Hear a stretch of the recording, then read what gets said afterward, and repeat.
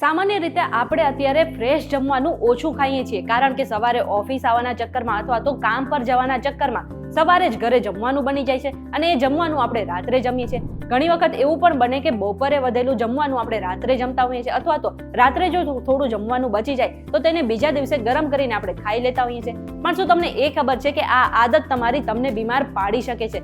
એવા થોડા ખોરાકો છે, એવું થોડું જમવાનું છે જેને ફરી ક્યારેય પાછું ગરમ ના કરવું જોઈએ, કારણ કે જો તમે જમવાને ફરીથી ગરમ કરો છો તો તેમાં રહેલા પોષક તત્વો ઝેરી તત્વોમાં પરિવર્તિત થઈ જાય છે અને આને કારણે તમને ફૂડ પોઈઝનિંગ પણ થઈ શકે છે. હવે કયા એવા 5 ફૂડ છે જેને ક્યારેય પણ ફરી પાછું ગરમ કરીને ન ખાવું જોઈએ, એ જાણવા માટે આ વિડીયો આખો જોઈ લેજો.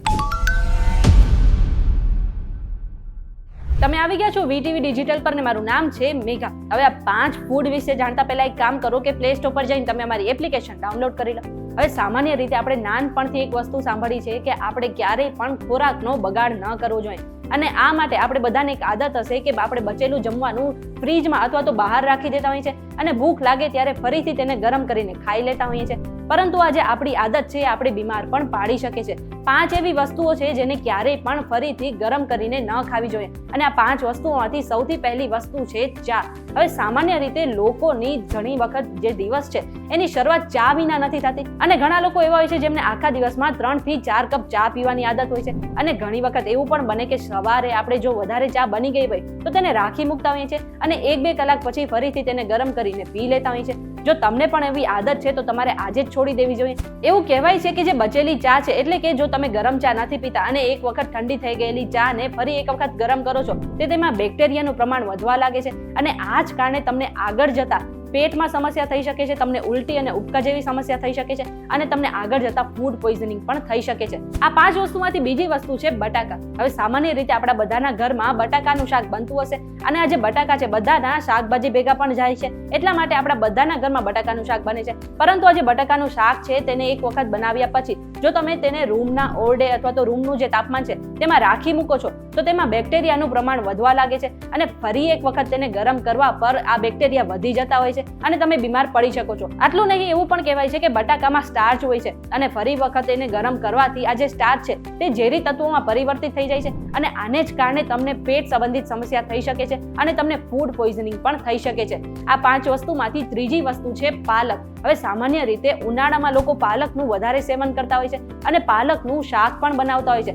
હવે આ પાલક આપણા સ્વાસ્થ્ય માટે ભલે ગમે એટલી લાભકારી હોય, પરંતુ તેની સબ્જીને ફરી એક વખત ગરમ કરવાથી એ આપણા શરીરને ઘણા નુકસાન પહોંચાડી શકે છે. હવે આ જે પાલક છે તેમાં નાઇટ્રેટ જોવા મળે છે, અને પાલકને ફરી એક વખત ગરમ કરવાથી આ જે નાઇટ્રેટ છે એ નાઇટ્રેટ સાયમાઇનમાં ફરવાઈ જાય છે, અને આ જે ઝેરી તત્વ છે એ આપણા શરીરને ઘણું નુકસાન પહોંચાડી શકે છે. અને પાલકને જો તમે ફરી એક વખત ગરમ કરો છો તો આ નાઇટ્રેટ સાયમાઇન જે છે એ નાઇટ્રોગામામાં પરિવર્તિત થઈ જાય છે, અને આને કારણે તમને સ્તન સહિત બીજા ઘણા બધા કેન્સર થઈ શકે છે. એટલા માટે આપણે ક્યારેય પણ પાલકને ફરી એક વખત ગરમ કરીને ન ખાવી જોઈએ. હવે આ 5 વસ્તુમાંથી ચોથી વસ્તુ છે ચોખા અથવા તો ભાત.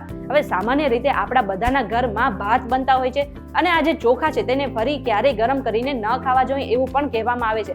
એવું કહેવાય છે કે આ ચોખાને ગરમ કરવાથી તમારા શરીરમાં ઘણું નુકસાન પહોંચી શકે છે, અને તેના જે બેક્ટેરિયા છે એના પ્રમાણમાં પણ વધારો થઈ શકે છે. એટલા માટે તમે જ્યારે પણ ભાત ખાવો છો ત્યારે તેને ગરમ કરીને નહીં, પરંતુ ફ્રેશ ચોખા બનાવીને, ફ્રેશ ભાત બનાવીને તેને ખાવા જોઈએ.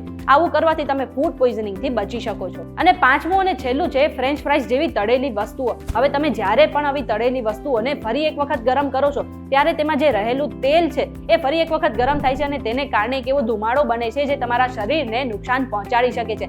એટલા માટે ક્યારેય પણ તળેલી વસ્તુઓને ફરી ગરમ કરીને ન ખાવી જોઈએ.